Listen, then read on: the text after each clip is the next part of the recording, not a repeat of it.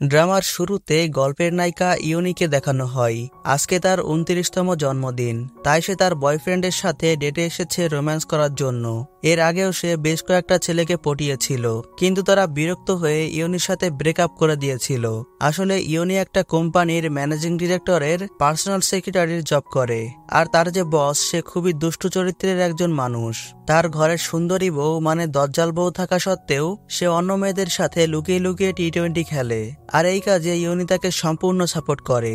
যে কারণে অফিসের বাইরেও ইউনি টুকটাক বিষয় নিয়ে সবসময় তার বসের সাথে কথা বলে, তাই তার একটাও বয়ফ্রেন্ড টেকে না। তো যাই হোক, ইউনি আজকে অনেক এক্সাইটেড ছিল। সে তার নতুন বয়ফ্রেন্ডের সাথে দুষ্টু মিষ্টি আর রোমান্টিক সময় কাটাচ্ছিল। তখন আচমকা তার ফোনে একটা কল আসে, যে নাম্বারটা নির্বোধ আর আহাম্মক নামে সেভ করা ছিল। ইউনি কলটা রিসিভ করার জন্য তার বয়ফ্রেন্ডকে ধাক্কা মেরে নিচে ফেলে দেয়, কারণ সময় মতো কল রিসিভ করতে না পারলে তার চাকরি নিয়ে টানাটানি পড়ে যেতে পারে। এদিকে রোমান্টিক মুহূর্তে বসের কল আসায় ইউনির বয়ফ্রেন্ড বিরক্ত হয়ে তাকে ওখানে একা রেখে চলে যায়। ইউনি মূলত সিওল শহরে কাজ করে, কিন্তু আজকে সে রোম্যান্স করার জন্য তার বয়ফ্রেন্ডের সাথে চিউল শহরে এসেছিল। আর এখন বয়ফ্রেন্ড তাকে একা রেখে চলে যাওয়ায় বেচারি ভাঙা হৃদয় নিয়ে মন খারাপ করে বাসায় ফিরছিল। তখন ওই একই নাম্বার থেকে আবার একটা কল আসে। এই কলটা কে করেছিল সেটা আমরা পরে জানতে পারবো। তো এই নাম্বারটা দেখেই ইউনি রাগে চিল্লাতে থাকে। তখন রাস্তায় হঠাৎ স্পিড ব্রেকার চলে আসায় তার হাত থেকে ফোনটা নিচে রাস্তায় পড়ে যায়। পরের দিন সকালে ইউনি তাড়াহুড়ো করে অফিসে যাচ্ছিল, কারণ আজকে তার বস আবার একটা মেয়ের সাথে টি-20 খেলেছে। ইনি হচ্ছেন ইউনির বস মিস্টার বং। খেলার সময় তার শার্টে লিপস্টিকের দাগ লেগে গিয়েছিল। এদিকে বংয়ের দজ্জাল বউ মিজারি খবর পেয়েছে যে তার হাজবেন্ড নাকি অফিসে কাজের নামে উল্টাপাল্টা কাজ করে। এ বিষয়টা যাচাই করার জন্য সে অফিসে আসছিল। অন্যদিকে ইউনি তার বসের জন্য একটা নতুন শার্ট নিয়ে যাচ্ছিল, কারণ যে করেই হোক তার বসকে তো তার ওয়াইফের হাত থেকে বাঁচাতে হবে। তো যাই হোক, অন্য সিনে আমাদের গল্পের নায়ক নামসিউনকে দেখানো হয়। সে ওয়াইবি কোম্পানির ম্যানেজিং ডিরেক্টর, খুবই রাগী এবং অ্যান্টি সোশ্যাল প্রকৃতির একজন মানুষ। সে তার একটা গুরুত্বপূর্ণ মিটিং এ যাচ্ছিল, তবে এখন সে ট্রাফিকে আটকে আছে এবং সিগন্যালের জন্য অপেক্ষা করছে। এদিকে ইউনির হাতে আর একদমই সময় নেই, তাই সে পরবর্তী সিগন্যাল আসার আগেই রাস্তা পার হতে যায়। এ সময় নামসিউনের গাড়ির সাথে তার ছোট্ট একটা অ্যাক্সিডেন্ট হয়। সিউন তাড়াতাড়ি করে বাইরে এসে ইউনি ব্যথা পেয়েছে কিনা জিজ্ঞেস করে। ইউনি বলে, আমার কিছুই হয়নি, আমি ঠিক আছি। কিন্তু সিউন তাকে এইভাবে যেতে দিতে রাজি হচ্ছিল না। সে বলছিল, তোমার পায়ে অনেক আঘাত লেগেছে, এখন ডাক্তার না দেখালে পরে ইনফেকশন হয়ে যাবে। ইউনি বলে, কিছুই হবে না, একটুখানি লেগেছে, এটা এমনিতেই সেরে যাবে। কিন্তু সিউন কিছুতেই মানছিল না। তখন ইউনি সন্দেহ চোখে তাকে বলে, তুমি আমাকে বারবার হাসপাতালে নিয়ে যাওয়ার কথা কেন বলছো? তোমার উদ্দেশ্য কি? সিউন বলে, এখন যদি আমি তোমাকে সাহায্য না করি তাহলে পরে তুমি এটার জন্য আমাকে দোষারোপ করবে। আমি এত ঝামেলা চাই না, তুমি আমার সাথে চলো। তখন ইউনি সিউনের পায়ে একটা লাথি মেরে বলে, তুমি আমাকে ধাক্কা মেরেছ, আমি তোমাকে লাথি দিলাম, এখন হিসাব বরাবর। এটা বলে সে ওখান থেকে চলে যায়। এদিকে মিস্টার বং এর বউ মিজারি অফিসের রিসেপশনে এসে ঝামেলা শুরু করে দিয়েছিল। সে অফিসের ভিতরে যেতে চাইছিল, কিন্তু ওখানকার মহিলাটি বলে, ভিতরে স্যার এখন খুবই ব্যস্ত, আর তাছাড়া আপনার তো কোনো অ্যাপয়েন্টমেন্টও নেই। মিজারি বলে, আমার কোনো অ্যাপয়েন্টমেন্ট লাগবে না, তুমি তোমার বসকে ডাকো। এমন সময় ইউনি ওখানে এসে মিজারিকে বলে, আপনি ফোন না করে হঠাৎ চলে আসলেন কেন? আমাকে বললে আমি তো সব ঠিক করে রাখতাম। মিজারি বলে, আজকে সকালে আমি তোমাকে কতবার কল দিয়েছি, তোমার কোনো ধারণা আছে? তোমার হাতে ফোন থাকা সত্ত্বেও তুমি যদি কল রিসিভ করতে না পারো তবে অমন ফোন ভেঙে ফেলো। ইউনি বলে, আসলে আমার ফোনটা কয়েকদিন আগে রাস্তায় পড়ে ভেঙে গিয়েছিল, যে কারণে আমার ফোনটা মাঝে মাঝে হ্যাং হয়ে যায়, এ কারণে আমি বুঝতে পারিনি। এরপরে মিজরি তার হাজব্যান্ড কোথায় সেটা জিজ্ঞেস করে। ইউনি বলে, তিনি সারা রাত মিটিং করে এখন খুবই ব্যস্ত। মিজারি তার কথায় বিশ্বাস না করে উপরে যায় দেখার জন্য। উপরে গিয়ে সে দেখে তার হাজব্যান্ড এত ব্যস্ত যে নিঃশ্বাস নেওয়ারও সময় নেই। ইউনি বলে, আসলে নতুন একটা প্রজেক্টে সে খুবই ব্যস্ত। কেউ কেউ বলছে সে যদি এই কাজটা ভালো করে করতে পারে তাহলে নাকি তার প্রমোশন হওয়ার সম্ভাবনা আছে। মানে ইউনি তার বসের নামে ভালো ভালো কথা বলে মিজারির মনোযোগ অন্যদিকে নেওয়ার চেষ্টা করছিল। তখন মিজারি একটু অবাক হয়ে বলে, তাহলে আমি যে জিপিএস ট্র্যাকারে দেখলাম তার ফোন কালকে সারা রাত চিউল শহরে ছিল, এমনকি 3 ঘন্টা আগেও লোকেশন সেখানেই দেখাচ্ছিল। ইউনি বলে, বসের ফোন আর আমার ফোন একই মডেলের, যে কারণে কালকে যাওয়ার আগে আমি আমার ডেস্ক থেকে ভুল করে বসের ফোনটা নিয়ে গিয়েছিলাম। মিজারি জিজ্ঞেস করে, তুমি ওখানে কি করতে গিয়েছিলে? ইউনি একটু লজ্জা পেয়ে বলে, আসলে কালকে আমার জন্মদিন ছিল, তাই আমার বয়ফ্রেন্ড সবকিছুর ব্যবস্থা করে একরকম জোর করে নিয়ে গিয়েছিল। এরপরে মিজারি ওখান থেকে চলে যাচ্ছিল। যাওয়ার আগে সে ইউনিকে বলে, আমার হাজবেন্ডের যদি প্রমোশন হয় তাহলে তোমারও হওয়া উচিত। এগুলো বলার সময় মিজারি খেয়াল করে ইউনির চোখের নিচে কালো দাগ পড়ে গিয়েছে। তাই সে তাকে বলে, চেহারার প্রতি তোমার যত্নশীল হওয়া উচিত, কারণ বসের সফলতা তার অ্যাসিস্ট্যান্টের মুখে প্রতিফলিত হয়। এটা বলে মিজারি তার পার্সোনাল স্কিন কেয়ার ডাক্তারের একটা ভিআইপি কার্ড ইউনিকে দেয় তার জন্মদিনের উপহার হিসেবে। যাওয়ার আগে মিজারি ইউনিকে বলে, আমি যে এখানে এসেছিলাম সেটা তোমার বসকে বলবে না। এরপরে সে ওখান থেকে চলে যায়। ইউনি তার বসকে মেসেজ দিয়ে বলে, বিপদ কেটে গেছে, এখন আপনি নিশ্চিন্ত। মানে এগুলো সবই ছিল তাদের সাজানো নাটক। পরের সিনে আমাদের একটা মেয়েকে দেখানো হয় যার নাম বোনা। সে তার বস স্যাংমোকে তার শিডিউলগুলো শোনাচ্ছিল, মানে সে সারাদিনে কি কি করবে এবং কার কার সাথে তার অ্যাপয়েন্টমেন্ট আছে এগুলো।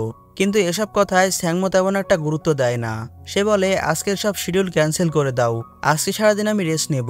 এটা শোনার পরে বোনা রেগে গিয়ে মনে মনে বলে, সব যখন ক্যান্সেলই করবি তাহলে আমাকে এতক্ষণ বলালি কেন? তো যাই হোক, বোনা হচ্ছে ইউনির বেস্ট ফ্রেন্ড। তাদের আরও একটি ফ্রেন্ড আছে যার নাম কিয়ংরি।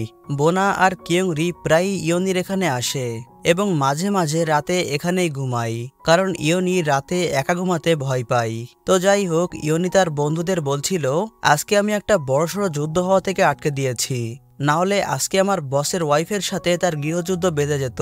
কিয়ংরি বলে, তুমি এমন বসের কাজ কেন করো? কাজটা ছেড়ে দিলেই তো পারো। ইউনি বলে, খুব শীঘ্রই আমার বসের প্রমোশন হবে, আর সেই সাথে আমারও। আর এখন যদি আমি এই কাজটা ছেড়ে দেই তাহলে আমার প্রমোশন তো যাবেই, আর আমি অন্য কোথাও কাজও পাবো না। এইসব নিয়ে কিয়ংরি আর ইউনি কথা বলছিল। এদিকে অনেক রাত হয়ে যাওয়ায় বোনা ওখান থেকে চলে যাচ্ছিল। ইউনি তাকে অনেকভাবে আটকানোর চেষ্টা করে, কিন্তু বোনা তার কোনো কথাই শুনছিল না। এরপরে কিয়ংরিও যাওয়ার জন্য ওঠে। তখন ইউনি বলে, তোমরা কথা দিয়েছিলে আজকে তোমরা এখানেই ঘুমাবে, তোমরা সবসময় আমার সাথে এমনটাই করো। কিয়ংরি বলে, আমি সবসময় তোমার সাথে এখানে ঘুমিয়ে থাকলে প্যারালাইজড হয়ে যাব। আজকে তুমি একা ঘুমাও, কালকে আমরা এসে ঘুমাবো। এটা বলে তারা ওখান থেকে চলে যায়। পরের সিনে আমাদের নামসিউনকে দেখানো হয়। সে সাইকেল চালিয়ে অফিসে যাচ্ছিল। সে ওয়াইবি কোম্পানির ম্যানেজিং ডিরেক্টর হওয়া সত্ত্বেও তার কোনো পার্সোনাল অ্যাসিস্ট্যান্ট নেই। তো যাই হোক, অফিসে যাওয়ার পরে গং ইউ নামের এক এমপ্লয়ি তার কাছ থেকে অ্যাপ্রুভাল নেওয়ার জন্য একটা ফাইল দেখাচ্ছিল, কিন্তু সিউন তাকে এটা রাতে ইমেল করে দিতে বলে ওখান থেকে চলে যায়। যে কারণে গং ইউ রেগে গিয়ে তার এক কলিগ পার্ক শিশুকে বলে, আমাদের ম্যানেজিং ডিরেক্টর তো আমার থেকে বয়সে অনেক ছোট, তারপরেও আমাকে তাকে বস বলে ডাকা লাগে, আর আমি আমার জীবনে যতটা কাজ করেছি সে তো তার এক ভাগও করেনি, তাহলে সে ম্যানেজিং ডিরেক্টর কিভাবে হলো? তখন পাশ থেকে আর এক কলিগ চ্যাংশো এসে বলে, আসলেই তো, তোমাকে দেখে বোঝাই যায় না তোমার বয়স কত, মনে হয় যেন তুমি আর ম্যানেজিং ডিরেক্টর একই বয়সী। মানে মজা নেওয়ার জন্য একটু পাম দিল আর কি। এদিকে ইউনির আরেক ফ্রেন্ড জুনিকে দেখানো হয়, যার বাসার বাইরে পাওনাদার এসে গালিগালাজ করছে, কারণ সে অনেকদিন আগে তাদের কাছ থেকে টাকা ধার নিয়েছিল, কিন্তু নির্দিষ্ট সময় পার হয়ে যাওয়ার পরেও সে টাকা ফেরত দেয়নি। যে কারণে জুনি আলমারির ভিতরে লুকিয়ে আছে। সে ওখান থেকে ইউনিকে কল দিয়ে বলে, তুমি কি এই সপ্তাহের ছুটিতে আমার বাসায় আসতে পারবে? ইউনি বলে, আমি তো এখন খুবই ব্যস্ত, তবে আসার চেষ্টা করব। আসলে ইউনি তার বসের জন্য একটা নতুন ফোন কিনতে এসেছিল, কারণ আগের ফোনের নাম্বার তার বসের ওয়াইফের কাছেও ছিল, যে নাম্বারটা দিয়ে সে সবসময় জিপিএস ট্র্যাকারে দেখতো সে কোথায় আছে। তো যাই হোক, ফোন কিনে ফেরার সময় মিস্টার বং ইউনিকে কল দিয়ে একটা লাল রঙের ড্রেস কিনে নিয়ে আসতে বলে। এই ড্রেসটা মিস্টার বং তার গার্লফ্রেন্ডকে উপহার দেবে। বং ইউনিকে বলে, এই ফোনের নাম্বারটা তোমার কাছে ছাড়া অন্য কারো কাছে নেই তো? ইউনি উত্তর দেয়, না, তারপরও আপনাকে সাবধান থাকতে হবে। বং হেসে উত্তর দেয়, তুমি জানো আমি কতটা সতর্ক থাকি। এটা বলে সে ওখান থেকে চলে যায়। এদিকে সিউন লাইব্রেরিতে এসে কমিক পড়ছিল, তখন সেখানে তার কোম্পানির চেয়ারম্যান ডু তেইজিউন চলে আসে। সে এসেই সিউনকে বলে, তো তুমি এখানে লুকিয়ে থাকো। আসলে তেইজিউন সিউনের সিনিয়র এমপ্লয়ি হলেও সে সবসময় তার সাথে ফ্রি মুডে কথা বলে, যে বিষয়টা সিউন মোটে পছন্দ করে না। তো যাই হোক, তেইজিউন সিউনকে একজন পার্সোনাল অ্যাসিস্ট্যান্ট থাকার কি কি সুবিধা সেগুলো বোঝাচ্ছিল, যেগুলো শুনে সিউন বলে, আমার এসব ঝামেলার প্রয়োজন নেই। এরপরে তারা বাসায় ফিরছিল, তখন তেইজিউন সিউনকে বলে, তুমি তোমার কার নিয়ে আসনি কেন? সিউন বলে, কয়েকদিন আগে আমি ছোট একটা অ্যাক্সিডেন্ট করেছিলাম, তাই এখন ড্রাইভিং একটু বন্ধ রেখেছি। তেইজিউন বলে, খারাপ কিছু হওয়ার আগে সতর্ক হয়ে যাওয়া ভালো, তোমার এই গুণটা আমার অনেক ভালো লাগে।